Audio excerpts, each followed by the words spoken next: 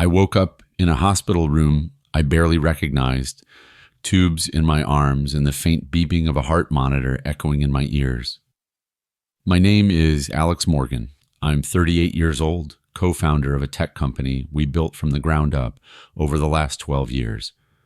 5 weeks ago, I was hit by a drunk driver while riding my motorcycle home from a late meeting. The doctor said I was lucky to be alive. Lucky wasn't the word I would have used. While I was lying unconscious, fighting for my life. The world I built was ripped out from under me. A nurse brought in a manila folder that morning, said my business partner had dropped it off. Inside was a single set of documents, a bill of sale for my company, sold, signed, gone. The signature at the bottom wasn't mine, not even close. 12 years of work, stolen while I couldn't even lift my own hand. I closed the folder, leaned back against the pillows, and stared at the ceiling. There would be time for anger later. First, I needed to stay calm. I needed a plan. I didn't panic. I didn't call anyone. I just stared at the papers, feeling the weight of every hour, every sacrifice, every sleepless night I had poured into that company, pressing down on my chest. It felt like I could see every memory stacked on those pages. Late nights huddled over blueprints, endless meetings, trying to convince people to believe in us, the deals we fought for, the failures we barely survived, all of it reduced to a few cold lines of legal text. A nurse came by to check my vitals. She moved carefully, like she could sense something heavy hanging in the room. "Is everything all right?" she asked, noticing the tension in my face. I nodded slowly, barely trusting my own voice. "Just catching up," I lied. She gave me a sympathetic smile, adjusted a few monitors, and left without pressing further. I was grateful for that. The truth was, I knew the man who had done this. I knew how he thought. Evan wasn't impulsive. He didn't make reckless moves without calculating the fallout first. If he had gone through with this, if he had dared to forge my signature and sell everything we built, it meant he was convinced he had covered every angle, that he was safe, that I was out of the picture. And if he believed that a few signatures on a piece of paper would make me disappear quietly, he was about to learn he made the biggest mistake of his life. I wasn't the same man who crashed that bike weeks ago. The man who used to hope for the best, who used to believe loyalty was enough. That version of me was gone. What woke up in this hospital bed was something different, something much colder now, much more patient. I stared out the window at the city skyline, letting the feeling settle deep into my bones. There was no fixing this, no going back. There was only forward, and I was already planning my first move. I met Evan Richards in my second year of college. He was the guy everyone wanted to be around, loud, funny, full of ideas bigger than the room could hold. I was quieter, the planner, the one who made sure dreams didn't just sound good, they actually happened. We clicked instantly, not because we were alike, but because we filled in each other's gaps. Where I saw risk, Evan saw opportunity. Where Evan rushed in, I made sure there was a parachute packed and ready. We started small, fixing laptops, setting up websites for local businesses, anything to scrape together a few $100. We didn't even have an office at first. Just a couple of secondhand desks crammed into my tiny apartment, the air thick with burnt coffee and the constant hum of old computer fans. But we were hungry, and we believed that if we worked harder than everyone else, we could make something real. By the time we graduated, we had a small team of contractors working under us. Our first real client came from a lucky break, a local gym owner who needed a full digital makeover. We undercharged massively, but the referral pipeline it created built our early reputation. Evan was always the face, the charisma, the confidence. He could walk into a room of strangers and have them laughing in 10 minutes, signing contracts in 20. I preferred the back end, the coding, the project management, the quiet late nights, mapping out every inch of what we promised to deliver. And for a long time, it worked, really worked. We grew from scraping by to clearing 6 figures, then 7. We hired staff, rented a real office, glass doors, cheap furniture, but ours. Started getting recognized at local business events. Got our first newspaper feature, 2 friends, 1 big idea. Evan even stood beside me as my best man when I married Sarah. I still remember his speech, half of it improvised, half of it genuinely heartfelt. We were not just business partners, we were brothers, family.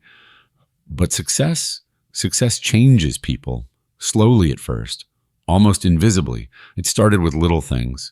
Evan borrowing company funds for expensive dinners he didn't report. Stretching client promises into outright lies to close deals faster. Winking it off whenever I called him out like it was just part of the hustle. I thought it was stress. Burnout, something he would grow out of once we stabilized. I told myself every excuse I could think of. Loyalty can make you blind like that, but deep down, a part of me knew.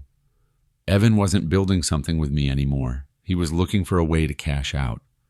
And when the accident happened, when I was too weak to stand in his way, he finally made his move. The funny thing is, I always trusted Evan with my life, but not with the paperwork. Maybe it was instinct. Maybe it was years of seeing people change when the stakes got high, or maybe it was just the way Evan's smiles started feeling thinner once the real money started rolling in. Either way, a few months before the accident, I started making quiet moves. Not out of suspicion, at least that's what I told myself, but just to be smart. I updated the company's operating agreement, made sure critical decisions, major spending, ownership changes, restructuring, required both our signatures, no single person authority.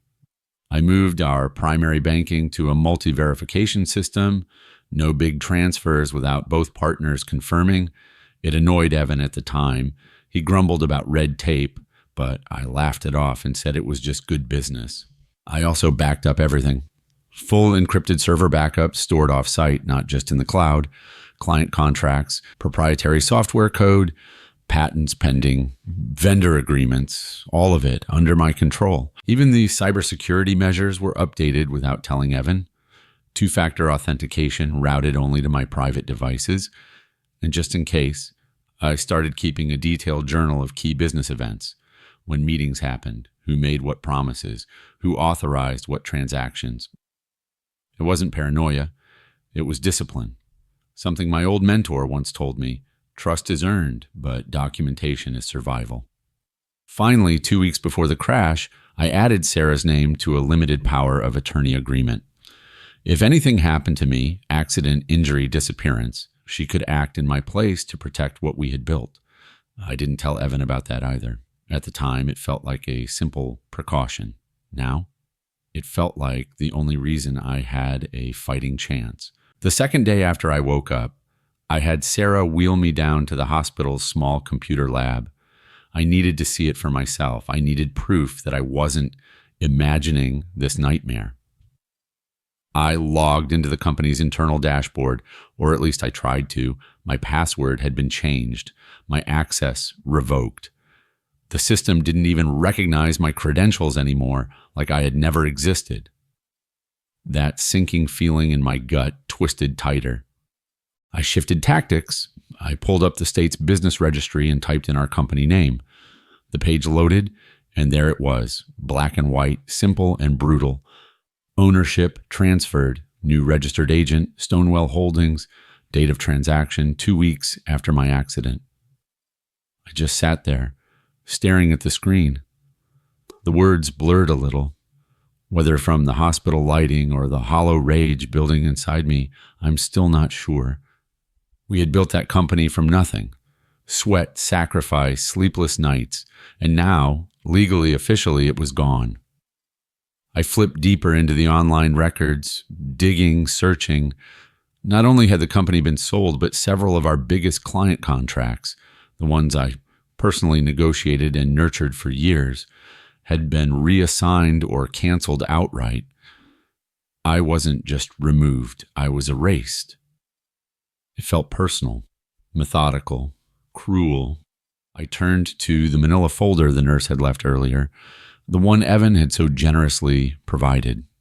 Inside were copies of the sale agreement, power of attorney forms, transfer of business licenses, dozens of pages, and every single one bore my signature, perfect loops, perfect strokes, except they weren't mine. I knew my signature, the slight rightward tilt, the way I curled my G differently depending on my mood. These were off, close enough to fool outsiders, but wrong enough to make my stomach churn. I flipped to the notary section. Stamped, sealed. The notary name sounded vaguely familiar. Someone Evan and I had used for quick paperwork years ago. Someone who probably hadn't even realized they were being dragged into fraud. I sat back in the wheelchair, letting it all wash over me. Evan hadn't improvised this. He hadn't panicked and made a desperate decision. He had planned every step. While I was lying unconscious in a hospital bed, he had forged my signature, sold our life's work, and locked me out like I was nothing more than a bad memory. I glanced at Sarah. She was pretending to read a magazine, stealing glances at me when she thought I wouldn't notice. I forced a small smile to reassure her. But inside, something cold was crystallizing. This wasn't just betrayal. It was annihilation. And Evan? He was going to learn that some people don't stay erased. Some people fight back. That night, lying awake in the hospital bed, I made my decision. Not a loud, shouting decision. Not a tear-streaked vow of revenge like in a bad movie. It was quieter than that, colder, sharper. I wasn't going to beg for what was mine. I wasn't going to plead or threaten or even warn him I was going to outsmart him patiently, permanently. I stared up at the ceiling tiles, counting them like chess pieces on a board, running through scenarios, possibilities, moves. Anger was easy. But anger was messy. It burned fast and left ashes behind. What I needed was precision. I pulled out the hospital's cheap plastic notepad and started making a list. My handwriting was slow. My right arm was still weak from the crash, but my mind was clear. First, gather evidence. Without proof of forgery, no court, no bank, no client would listen. Second, find allies. There were people Evan didn't know I could still reach. Old clients, former employees, mentors, people who remembered who I was before this betrayal. Third, freeze the assets. Stonewell Holdings might look legit on paper, but if I could expose the fraud, the sale could collapse before Evan ever saw a dollar. Fourth, stay invisible. No outbursts, no gotcha moments. No letting Evan know I was alive and thinking 10 steps ahead. He needed to believe I was still lying broken and defeated. Only then would he keep making mistakes. Sarah sat beside me, pretending to read a magazine, her fingers fidgeting with the corner of the pages. She didn't say anything, didn't need to. She knew what was happening inside me, the same way you can tell when the sky turns just a little too dark before a storm. By morning, I had memorized every detail of my plan, and one thought anchored me as I drifted into a shallow, restless sleep. Oh, you don't beat betrayal by matching its cruelty. You beat it by being smarter, faster, and colder than the people who thought they could destroy you. I thought Evan's betrayal was personal, just greed, just weakness. I was wrong. While I was still recovering, Sarah and I started digging. Carefully, quietly, it started with Stonewell Holdings, the so-called private equity firm that had purchased my company.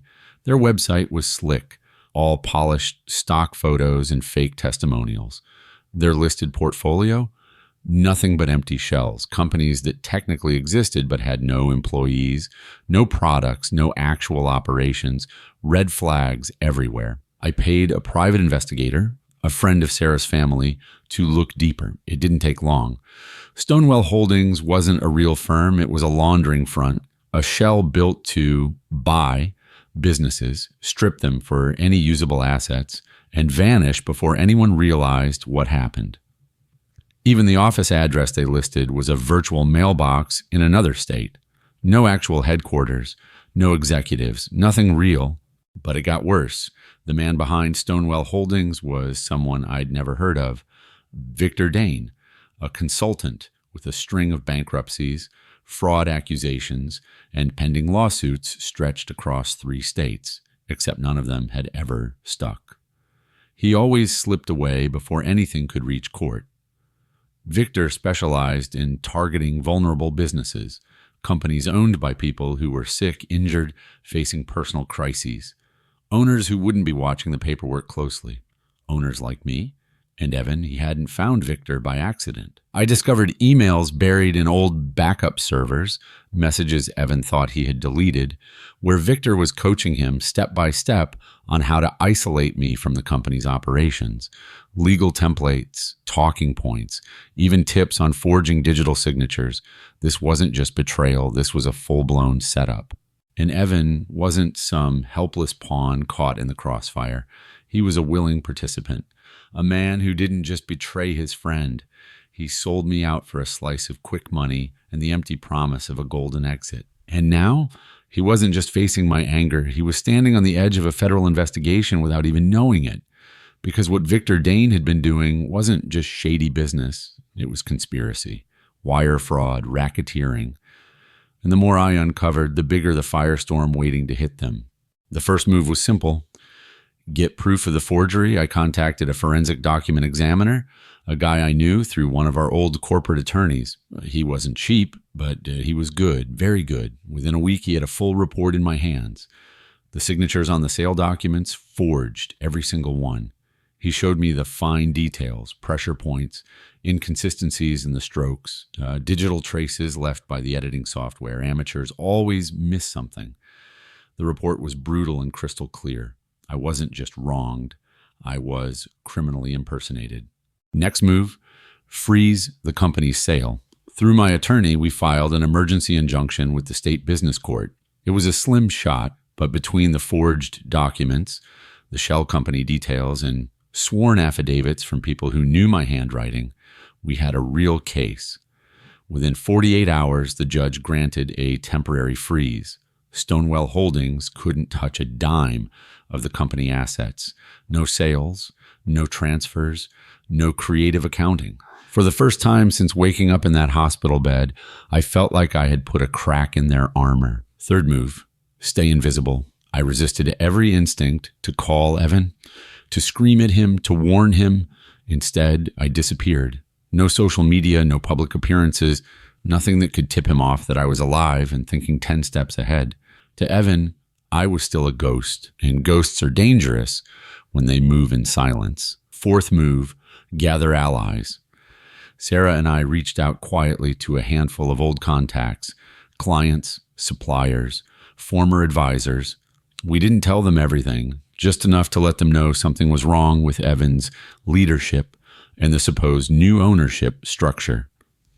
The ripples started spreading, deals stalled, vendors started asking uncomfortable questions, clients started hesitating to sign renewals. I wasn't just hitting them legally, I was choking their credibility out of existence. Fifth move, turn over the evidence to the feds.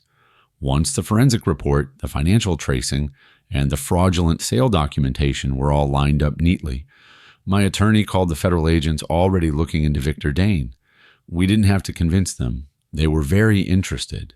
Turns out Stonewell Holdings had been on their radar for months, but they lacked a strong enough personal case to nail them down. Until now. I wasn't just another angry ex-business partner waving accusations. I had real evidence. Paper trails, forged documents, financial fraud. My file turned their investigation from cold to boiling overnight, and the best part, Evan and Victor had no idea the storm was already moving toward them, fast. It all came crashing down faster than I expected. One crisp morning, about 6 weeks after filing the injunction, Evan walked into his favorite downtown cafe, the same one where we used to plan projects, sketch ideas on napkins, dream about the future, a place that used to mean something. He was wearing a new suit, sharp, expensive, confident. He had no idea. I watched from a rental car across the street, engine idling, windows cracked just enough to hear the faint city sounds, not moving, not blinking. 2 plainclothes agents followed him in. They moved with the kind of quiet purpose you only notice if you're looking for it. I was looking. They sat down at his table like they belonged there. Calm conversation at first, a flash of badges. I saw Evan's posture stiffen, his smile fade. He tried to argue. You could tell by the way his hands moved, but within minutes, one of the agents stood up and motioned for him to stand. Handcuffs, no drama, no shouting, just a quiet, humiliating walk out of the cafe and into an unmarked car parked 2 doors down. The cafe crowd barely noticed. A few people looked up, then went back to their laptops and overpriced cappuccinos. Life went on. I stayed in the car watching, feeling not joy, not anger, just finished. Later, I learned the charges they hit Evan with were devastating. Wire fraud, forgery, conspiracy to commit racketeering, multiple counts, each carrying heavy prison time. And when stacked together, the numbers got ugly. Victor Dane, the mastermind, had already fled the country. Interpol was looking for him, but no guarantees he'd ever see the inside of a courtroom. But Evan had nowhere to run. The feds had seized his accounts, frozen his assets, and flipped 2 of Stonewall's Shell employees to testify against him. And the evidence, my evidence, everything Evan thought he buried, every lie he thought he got away with, every shortcut he thought no one would notice, was now laid out in black and white. The company, legally dissolved under court order, the fake sale, nullified as a product of fraud, the legacy he thought he secured for himself, gone. Reduced to a case file and a plea deal he would soon have no choice but to accept. Standing there across the street, I didn't feel the need to gloat. I didn't need him to see me. Didn't need him to know that the man he thought was broken had been the one pulling the strings the whole time. Some victories don't need an audience. Some victories are better enjoyed in silence. I didn't stay in the city much longer after that. Too many ghosts in the streets. Too many memories packed into every corner, every sidewalk, every coffee shop.